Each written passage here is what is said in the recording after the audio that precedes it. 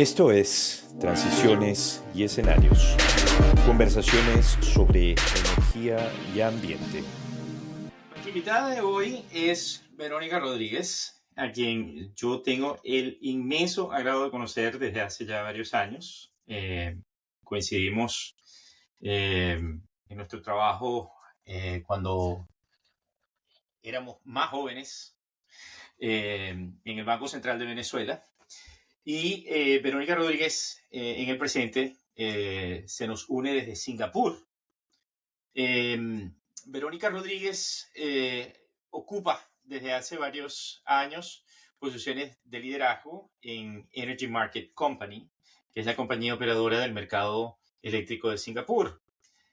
En el presente, ella es vicepresidenta senior de la unidad de análisis del mercado, que en inglés se conoce como Market Assessment Unit, y previamente ocupó la posición de vicepresidenta senior de administración del mercado, que es la unidad encargada dentro de Energy Market Company de proponer e implementar reglas de diseño del mercado.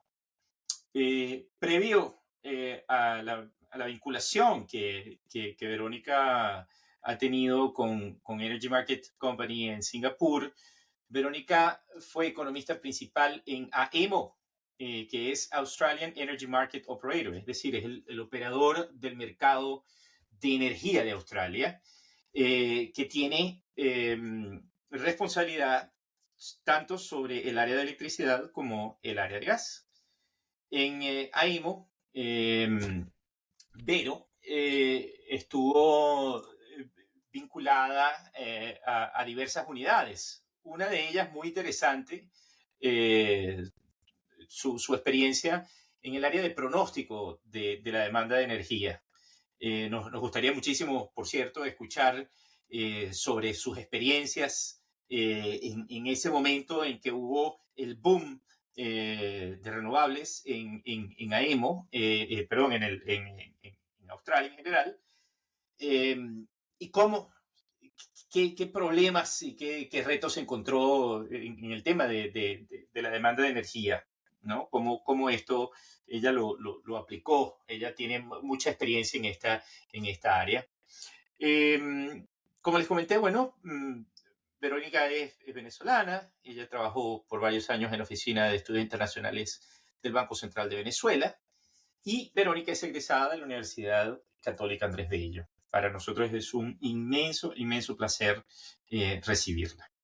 Yo quisiera comenzar esta charla bastante informal preguntándole a Verónica, a partir de lo que se está viviendo ahorita aquí en Europa, que es una crisis ya decidida, pues ya yo creo que todo el mundo ha pasado a comprender que estamos enfrentando una severa crisis energética, tanto en el ámbito de gas como de electricidad, una crisis doble si se quiere, y es una crisis que se presenta en un momento en el que la transición energética en Europa, cabe destacar que en mi opinión personal, las políticas más sólidas o las políticas más de largo alcance que existen en el mundo se dan en Europa en materia de transición energética, es una opinión personal que yo sostengo.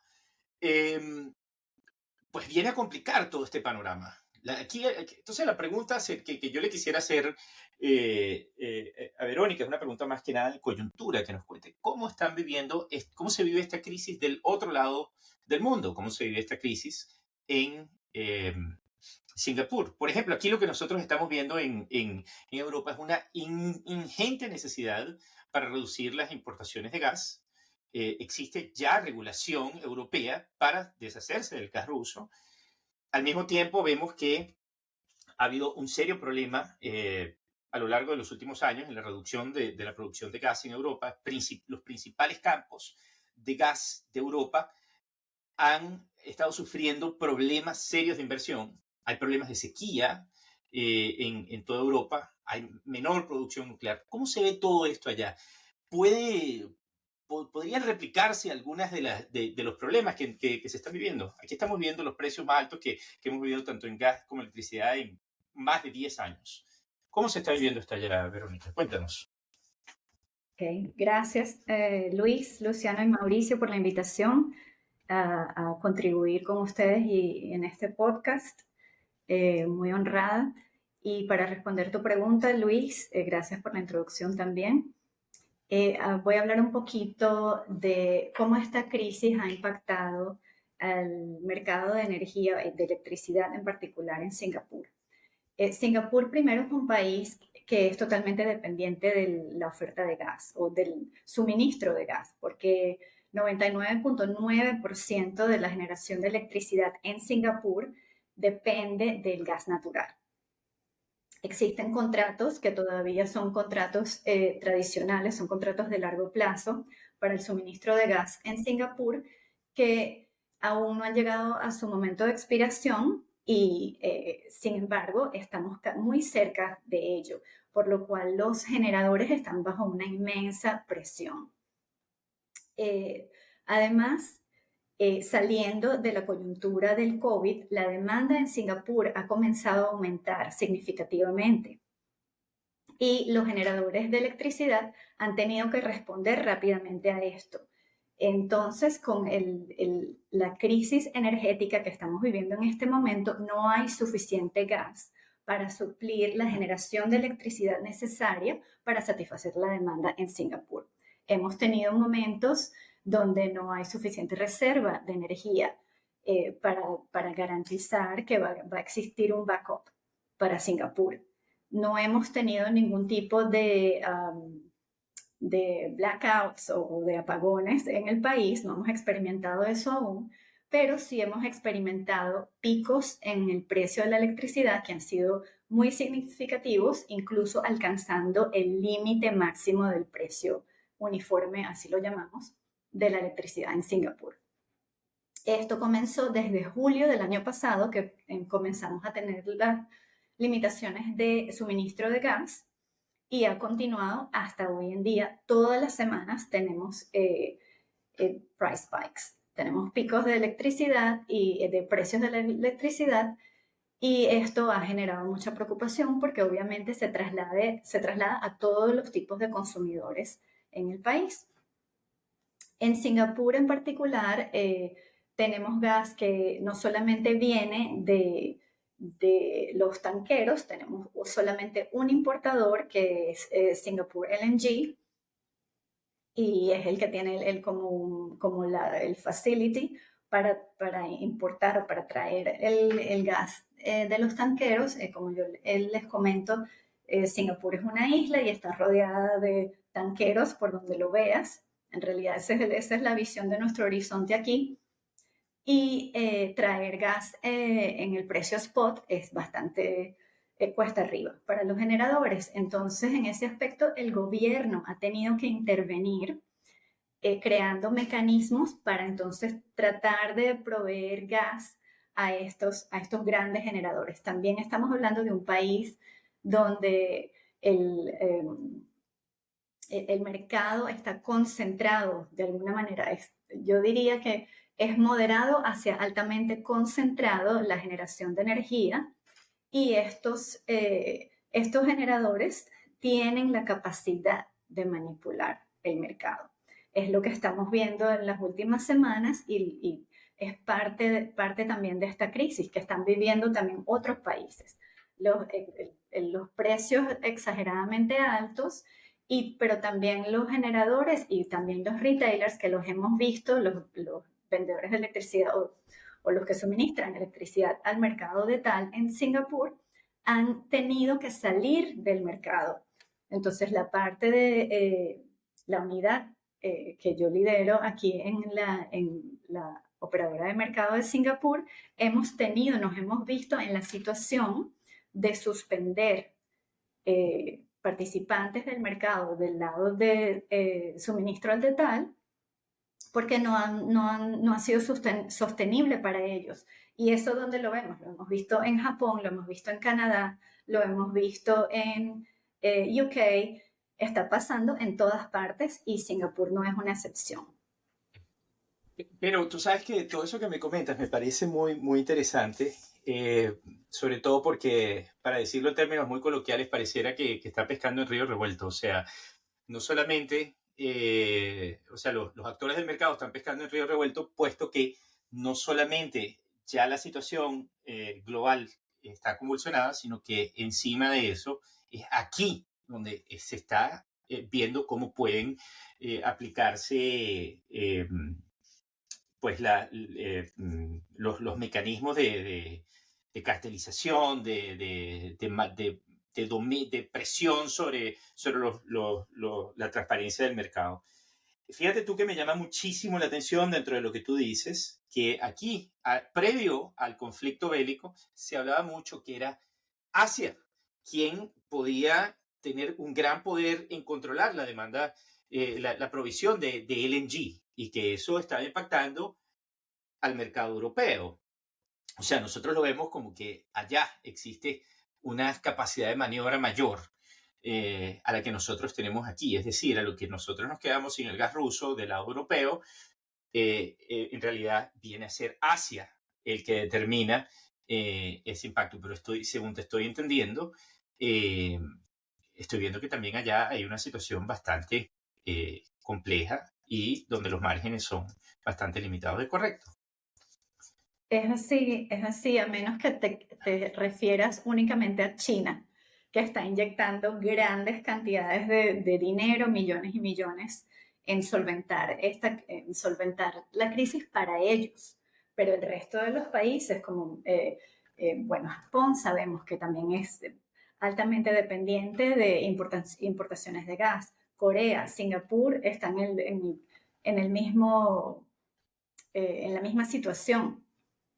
Entonces, en realidad, todos los países, o por lo menos los países vecinos en el sudeste asiático, están sufriendo las consecuencias de la crisis geopolítica entre Rusia y Ucrania. Para concluir, yo Verónica, quisiera hacerte una pregunta.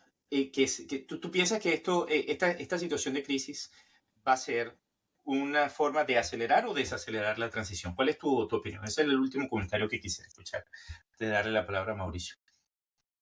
Sí, bueno, te voy a hablar en el caso particular de Singapur. En este momento sí hay mucha discusión con el ente regulador en aplicar o implementar mecanismos para poder solventar esta crisis. Obviamente, Singapur nunca va a dejar de ser 100% dependiente del suministro de gas natural para la producción de electricidad y incluso de los países vecinos, y de eso te puedo hablar un poco más adelante.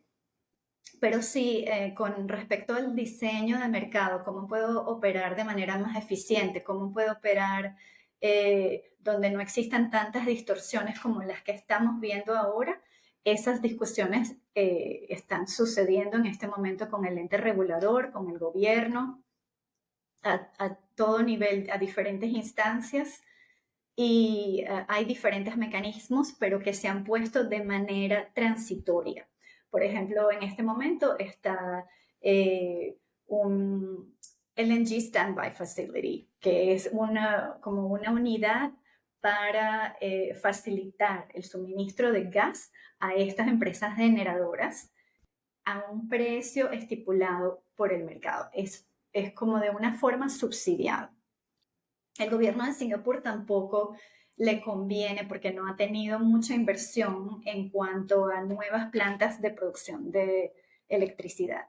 A ellos tampoco le conviene que estos generadores se vayan del país. Estamos hablando de empresas que establecieron plantas de electricidad aquí hace 26 años. Como son unidades muy eficientes que son de ciclo cerrado combinado de gas, trabajan con turbinas de vapor. Trabajan con turbinas de vapor y siempre van a ser dependientes de gas natural. Para que esas turbinas funcionen, siempre vas a necesitar, es como una generación secundaria, por llamarlo de alguna manera. El resto de los tipos de generación en Singapur hablamos de incineración y yo diría un poco diesel, que son las peaking plants. Pero aparte de eso, como digo, la principal generación es 99% dependiente del LNG.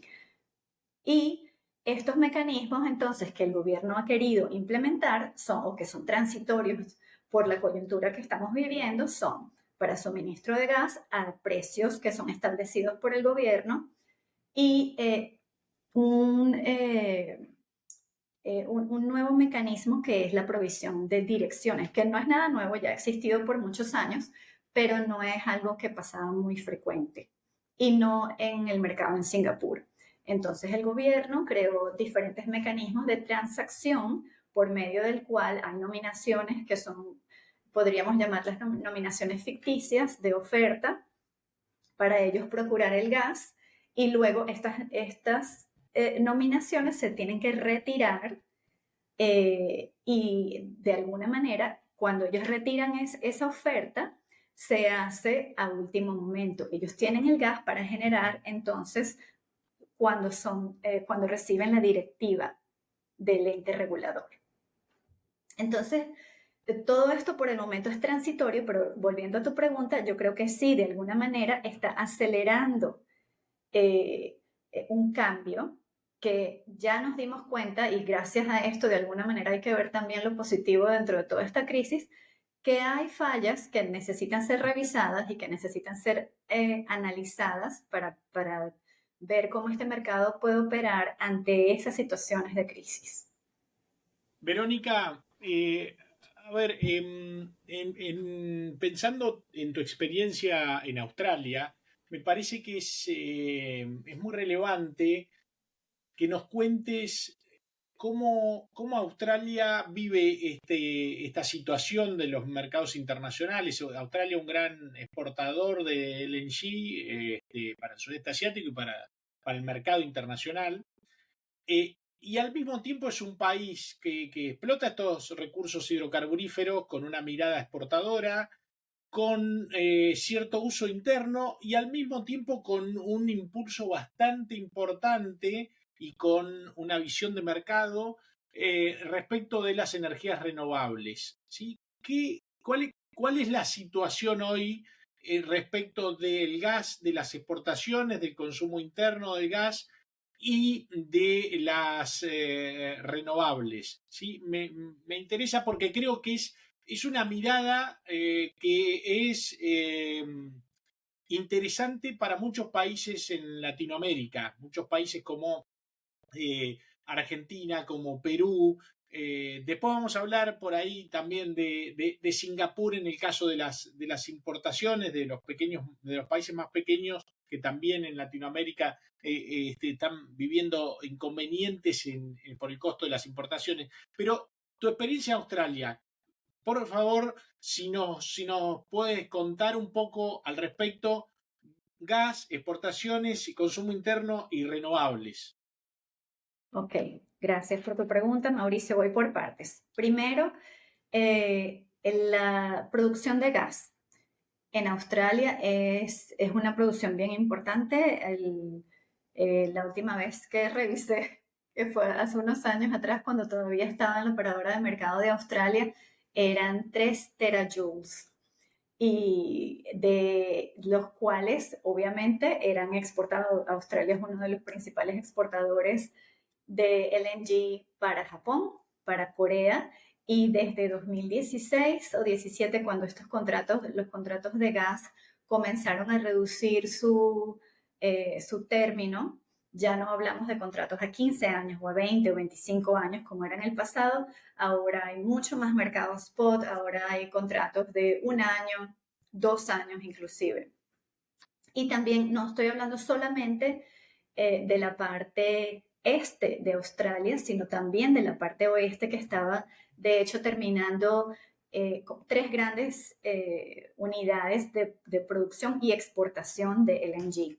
Entonces, es bastante considerable esta producción. Sin embargo, en el este de Australia, vamos a enfocarnos en el mercado de electricidad en la costa este, ha habido también un impacto muy grande, sobre todo en este momento que estamos hablando del invierno. El gas es muy valioso y ha escaseado. El gobierno tuvo que intervenir y pedir a estas empresas, que estamos hablando de empresas privadas, y darles directivas para que entonces ese gas bajara, hablando geográficamente, desde Queensland, que está en el norte de la costa este, hasta la parte sur en Victoria. Y por supuesto suministrando toda la red o todo el sistema de electricidad de la costa este de australiana. Pero este gas resultó insuficiente. Con esta insuficiencia de gas comenzó también el gran impacto. Los precios comenzaron a subir exageradamente o significativamente, y los generadores, una vez más, tomando sus decisiones de manera comercial, porque ellos son revenue driven, ellos quieren generar beneficio económico para ellos. Obviamente tomaron la ruta de suprimir su capacidad y de decidir no operar sus plantas, para entonces ver, ellos también existen contratos por diferencia que ocurren por detrás del mercado o fuera del mercado, donde tú, como un generador que tiene un importante, como una pieza importante en la concentración de mercado, puedes pasarle esa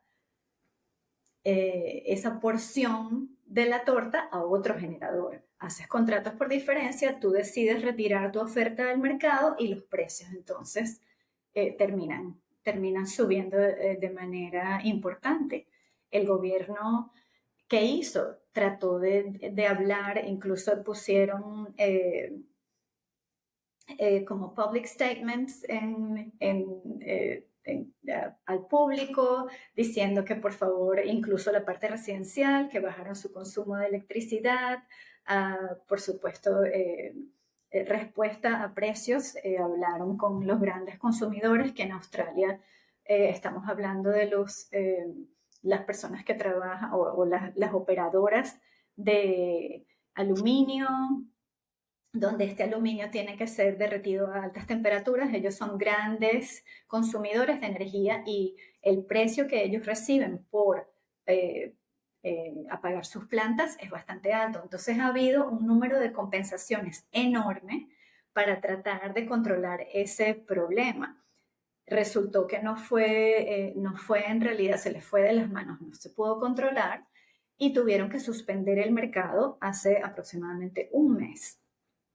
El mercado fue suspendido, creo que fue un máximo de 5 días. El precio en los diferentes estados de la costa este alcanzó el límite máximo, que en Australia estamos hablando es bien elevado. Comparado con Singapur, solamente para darte una referencia, estamos hablando de $15,000 por cada media hora. Por cada megavatio, por cada media hora.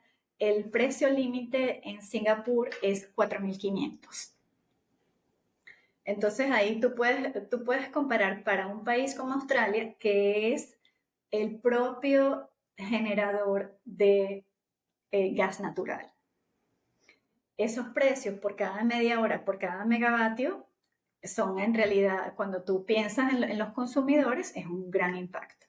El mercado entonces fue suspendido, el precio se le puso un tope de $300.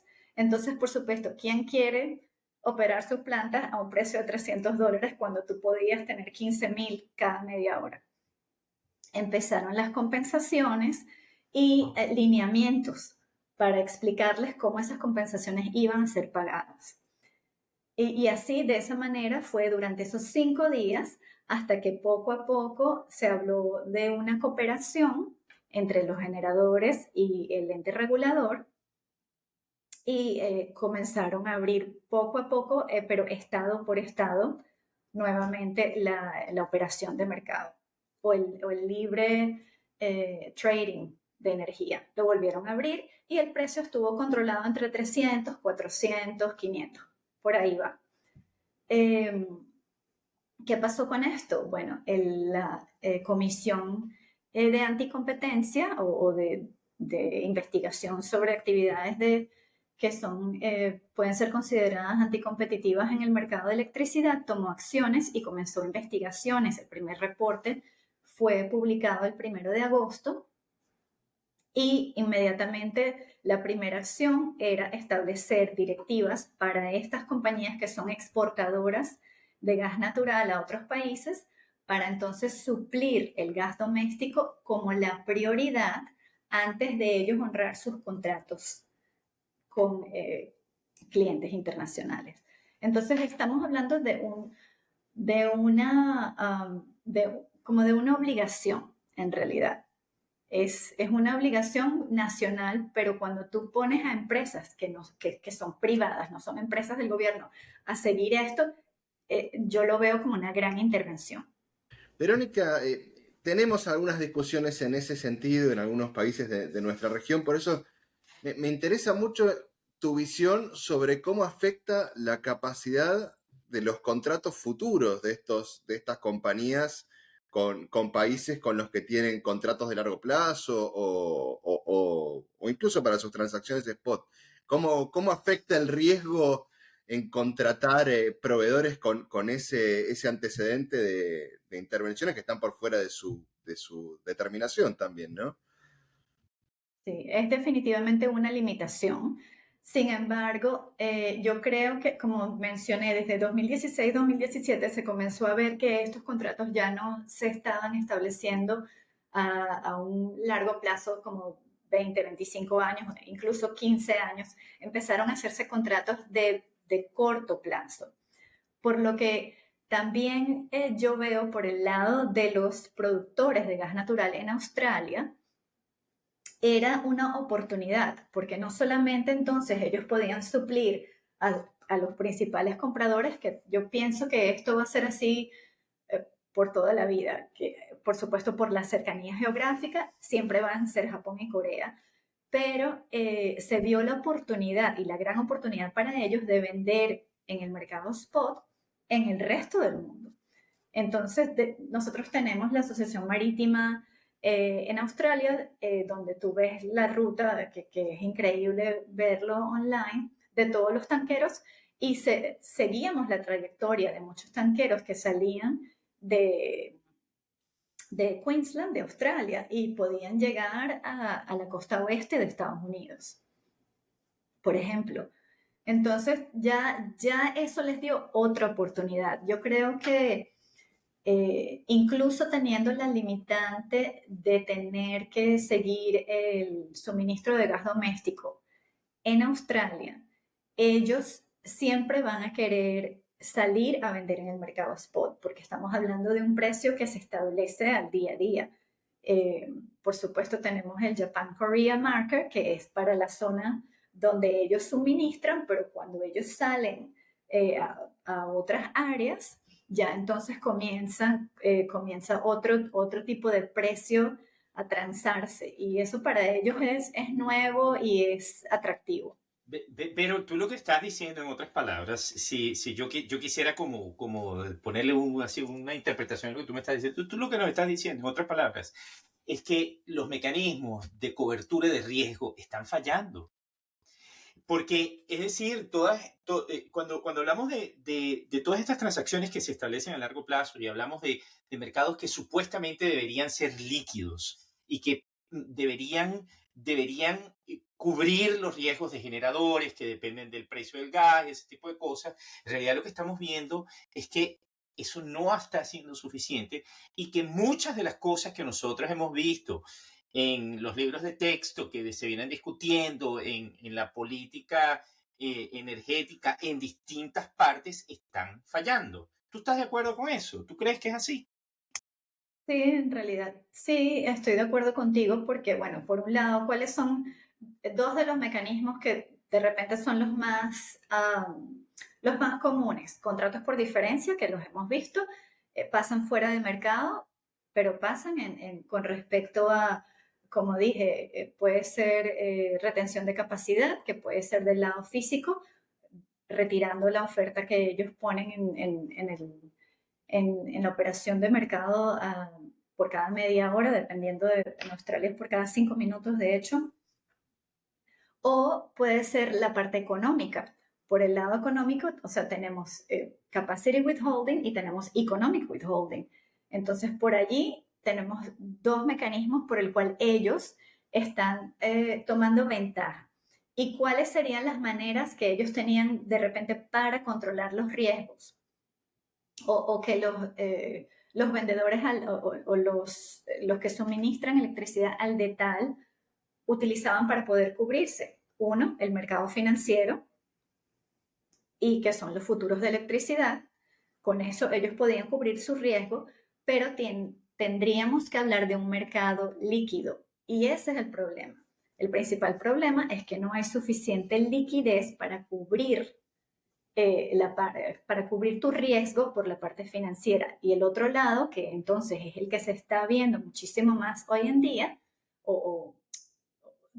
durante esta particular coyuntura, son los contratos por diferencia, donde entonces ellos tratan de manipular el mercado y tienen contratos por diferencia fuera, off-market, fuera de lo que es establecido en las reglas de operación de mercado. Entonces, Verónica, por supuesto, yo sí estoy de acuerdo de que están fallando. Verónica, ahí respecto de mi pregunta, quería consultarte sobre justamente esto que te marcaba antes. ¿Cómo convive este gran desarrollo del GNL y de las exportaciones de gas en Australia con el desarrollo del mercado de renovables? Que ahí me interesa esa vinculación y cómo, si vos ves que van de la mano, que son de alguna manera dos mercados que pueden ir en crecimiento, ¿sí? Ambos a nivel interno y con una mirada de exportación en GNL y el desarrollo de las renovables dentro de Australia. Bueno, dentro de Australia es muy importante el desarrollo de la energía renovable. Tiene muchos años ya creciendo muy significativamente desde 2017, diría yo, pero comenzó mucho antes. Desde 2010 el gobierno estaba dando muchos subsidios para la implementación de energía solar a nivel residencial, y fue tan grande que, bueno, este subsidio tuvo que ser retirado. De alguna manera se tuvo que mantener para los que adoptaron esta tecnología de manera temprana, pero luego se tuvo que retirar y vimos también cómo los paneles solares comenzaron a bajar de precio y la penetración fue increíble en toda Australia. De tal manera que veíamos cuando yo estuve trabajando en la parte de pronósticos de demanda, cómo la demanda comenzaba a ser menor cuando incluíamos el efecto de energía renovable, porque había un gran flujo de electricidad que venía de la parte residencial, que venía del sol, que venía del viento, que venía de la parte de hidroeléctrica también en Tasmania, que es totalmente generación hidroeléctrica. Y fue una penetración de verdad grandísima. Hoy en día hay estados, en Australia yo creo que lo podríamos definir como diferentes jurisdicciones. Hay estados que ya se pueden considerar que pueden depender 100% de la energía renovable. En este aspecto, el más avanzado es el estado de Australia del Sur, con una generación de fuentes renovables muy significativa.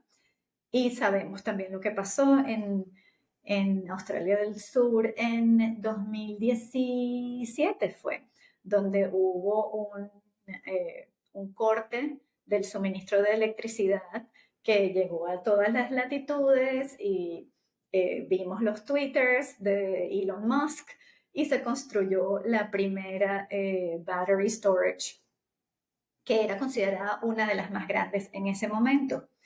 Australia del Sur en este momento ha conversado y ha anunciado que ellos podrían incluso ser un sistema independiente del mercado de la costa este de Australia. ¿Por qué? Bueno, por la cantidad de energía renovable que tienen y por la batería que tienen. Entonces, tienen allí un suministro que viene naturalmente y que se puede almacenar para suplir al Estado. Ahora se ha hablado mucho más de almacenamiento de energía en otros estados, pero también se tiene que ver cuál es el desarrollo y la penetración de esta energía renovable. Muchísimas plantas solares, muchísimas plantas eólicas se han desarrollado mucho más eficientes cada vez. También el gobierno comenzó a dar subsidios. Bueno, tenemos los certificados de energía renovable también, que resultaron muy exitosos en Australia, y por eso el crecimiento de tantas fuentes de energía natural, y ha jugado un papel que ha sido muy, muy importante. Y por esto acabo de mencionar que en el mercado de Australia estamos hablando de intervalos de 5 minutos. Justamente operábamos cada 30 minutos, como pasa hoy en día en Singapur, pero justamente por la inmensa penetración de energía renovable estamos hablando de una fuente de energía que es intermitente. Y para poder capturar y planificar mejor en un ambiente donde la porción de suministro que viene de energía intermitente era bajar el intervalo a 5 minutos. Entonces estamos hablando de un mercado que hace trading cada 5 minutos. Es un tema muy interesante, Verónica. Nosotros en Europa estamos yendo hacia allá, y estamos tratando de bajar por lo menos hasta 15 minutos. A mí lo que nuevamente yo resalto, lo que me parece un poco frustrante de toda esta discusión, o lo que me parece un poco complejo, es que hemos desarrollado mecanismos de mercado, hemos desarrollado regulación, hemos desarrollado un montón de reglas, hemos puesto el mayor esfuerzo político que se puede imaginar. Por lo menos en Europa se ha establecido, existen más de 2 décadas de desarrollo de una política energética orientada hacia una transición. Sin embargo, nos vemos atrapados en una situación de crisis. Eso a mí me parece algo digno de discusión, algo digno de planteárselo, algo digno de preguntarse el por qué. ¿Por qué nosotros estamos viviendo esta situación en este momento? ¿Cómo? Quizás no podemos evitar lo que ya está sucediendo, pero realmente qué podemos hacer de cara al futuro podría ser una pregunta interesante. No sé, Luciano, ¿tú qué comentarios tienes por allí para hacernos? Sí, te agradezco, Verónica. Me pareció muy, muy interesante tu recorrido, sobre todo en cuestiones que muchas veces tomamos, si bien con contextos distintos, como rasgos distintivos o reacciones distintivas de alguna región, y uno de repente ve que de alguna forma frente a la crisis, distintos países toman muchas veces situaciones o decisiones en la misma línea, ¿verdad? Con malas consecuencias en muchos casos, con buenas consecuencias en otras. Y en ese sentido, y quizás yendo un poquito a la pre-crisis, pero viendo un poco qué es lo que ocurrió después, estaba leyendo sobre Singapur, que fue uno de los primeros países, si no el primer país del sudeste asiático en 2019 en implementar un impuesto a las emisiones de dióxido de carbono que afecta a los generadores, que de 2024 en adelante va a estar agravado ese precio, incluyendo offsets que pueden ser de otros países en el marco del Acuerdo de París. Quería conocer un poco tu visión, aprovechando tu experiencia en ambos países, en Singapur y en Australia, sobre qué es lo que ha ocurrido, cómo ha afectado la dinámica del mercado, si no la ha afectado, cómo esperas que la afecte en el corto y mediano plazo. Okay, sí, en este momento, como tú bien dices, es a partir de 2024 que comienzan las expectativas con este grabado, que es alrededor, creo que son $18 americanos, estaríamos hablando, son $25 de Singapur. Y sí, Sí se va a adoptar porque estamos hablando de un país como Singapur, donde cuando una regla se establece tiene que ser seguida. Y el gobierno, estamos hablando de un gobierno que no cambia, es uno solo, una decisión cuando se toma se mantiene y es algo que ellos esperan. Sin embargo, en este momento podría decirte que no es el tema de coyuntura, lo llamaría yo. Por supuesto, muchos expertos hablan de carbon tax, pero con todo lo que estamos viviendo, con la crisis energética en Singapur, sinceramente, hay problemas mayores que deben ser resueltos y no está, como diríamos, en el tapete de, la, de las prioridades a discutir. Por otro lado, en el lado de Australia, mucho más experiencia. Sin embargo, esto comenzó en el 2009, creo que se comenzó a anunciar que venía el carbon tax. En el 2010 teníamos proyecciones para la demanda de energía, incluyendo carbon tax. En el 2011 existía el carbon tax en el último reporte de pronósticos de demanda para 10 años, 15 y 30 años. O sea, teníamos demanda a corto, mediano y largo plazo para la planificación, para procurar nuevas inversiones de generación de electricidad y se convirtió en un tema muy político. Entonces, el primer ministro que lo implementó, o el partido en realidad, el partido político que tenía un primer ministro lo implementó en el 2010, cambió en el 2011, luego ya no estuvo incluido en el reporte del 2012 y en el 2013 se volvió a introducir cuando ya finalmente se cambió de partido político y se dijo que ya se iba a eliminar. Entonces, cambió muchísimo y fue un problema, por supuesto, para la parte de, como digo, de planificación. Incluso, y por eso vimos un estancamiento en la parte de inversiones en generación de electricidad en Australia. Durante 2013, 14 y 15, no hubo tanta inversión o nuevas plantas de generación de electricidad que se estaban conectando al sistema. Estamos hablando nuevamente de la costa este de Australia.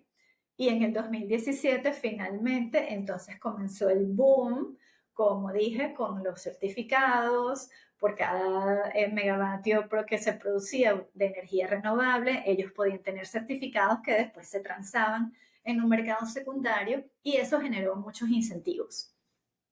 Y la penetración fue increíble. Como dije, bueno, hasta el punto que luego surgieron otros problemas, como hablamos de la intermitencia en el mercado, que no se podía capturar porque había mucha intermitencia, porque estamos hablando de viento y de sol, que no todo el tiempo está brillando, y del viento, que no todo el tiempo está soplando. Entonces, poco a poco otros problemas surgieron, pero también se resolvieron rápidamente. Hoy en día también hablamos de almacenamiento de energía que produce incluso inercia, que en un principio no teníamos. Entonces, todos estos problemas poco a poco se han ido superando y yo creo que, bueno, para mí el mercado de Australia, lo que pasa, es muy dinámico, ha sido siempre muy dinámico y me parece que es un buen ejemplo. Todo lo que está pasando, como digo, ellos toman acciones y la gente pudo haber pensado en muchos otros países que qué horror, cómo es posible que hayan suspendido el mercado. Por supuesto, para un operador de mercado es una tragedia, porque tú quieres que toda la electricidad se transe por medio de tus plataformas. Ese es el servicio que tú prestas. Pero se toman las decisiones y las cosas se arreglan. El gobierno interviene y empieza a investigar. Muchos de los generadores, por ejemplo, que decidieron no operar sus plantas, fueron cuestionados y cuando fueron cuestionados decían, bueno, mi planta está en mantenimiento. Entonces se tuvo rápidamente que diseñar condiciones que tenían que darse y estar establecidas para que ellos pudieran declarar esas plantas en mantenimiento. No me puedes decir que la planta está en mantenimiento porque la verdad es que no la quieres operar y el precio se está yendo por las nubes. Entonces, mira, suspendemos el mercado, tú me vas a investigar a todos los generadores de energía y si ellos estaban reteniendo capacidad, entonces me van a pagar las consecuencias. Por eso yo pienso, y de repente yo tengo un poco de bias, pero yo pienso que las decisiones que se han tomado durante esta coyuntura y se tuvieron que haber tomado hace mucho tiempo. Por ejemplo, el suministro o garantizar el suministro de gas para el mercado doméstico es algo que lo hablábamos cada vez que venía el invierno, era siempre un problema. Y finalmente salió el reporte preliminar de la Agencia Anticompetencia y fue el primer lineamiento. Ahora vamos a esperar cuando publiquen el nuevo. Feliz de venir y comentar las nuevas directivas que ellos establezcan y cuáles son los resultados de la investigación que han hecho, quiénes van a ser los culpables por lo que pasó, quiénes van a ser los culpables de que el precio haya alcanzado el límite de $15,000 por cada intervalo, imagínate, por cada megavatio, por cada intervalo, $15,000. Entonces, yo creo que esas acciones son dignas de, no queremos que pase en ningún otro país, pero son dignas de aplaudir por mi lado, que se toman a tiempo y son drásticas, pero hay que hacerlas, porque también hay muchas personas que están tomando, o muchas compañías que están tomando ventajas, y al final, ¿quiénes son los perjudicados? Los consumidores. Todo ese costo se traslada a todo nivel. Bueno, Verónica, muchísimas gracias. Creo que podríamos hablar con vos días más que horas. Si nos permitís, te agendamos para continuar esta conversación dentro de unos meses, sobre todo para entender cuáles fueron los diferentes mecanismos de salida o de evolución en el marco de esta crisis. Vuelvo a algo que te comenté antes, que para mí es uno de las lecciones que aprendo de esta conversación contigo, que es, nuevamente, los problemas que nosotros vemos como idiosincráticos de algunos mercados, sobre todo de países en vías de desarrollo como los nuestros, muchas veces se replican en mercados mucho más desarrollados, con más historia, con más complejidad. Es muy interesante ver esos elementos comunes y aprender de esos mecanismos y de esas salidas. También aprender de qué es lo que no hay que hacer en ese contexto. Así que estamos muy agradecidos por haber podido conversar contigo y esperamos volver a molestarte en algún momento. No, encantada de ayudarlos y colaborar con ustedes en estas discusiones que además son súper interesantes. Y bueno, además yo también estaría interesada que algún día tuviéramos una conversación para yo también saber lo que está pasando en el lado de América Latina y también más in-depth en Europa, porque también tenemos a Luis que también puede contribuir con otras experiencias. Entonces, bueno, yo encantada. Muchísimas gracias a los tres. No, muchas gracias.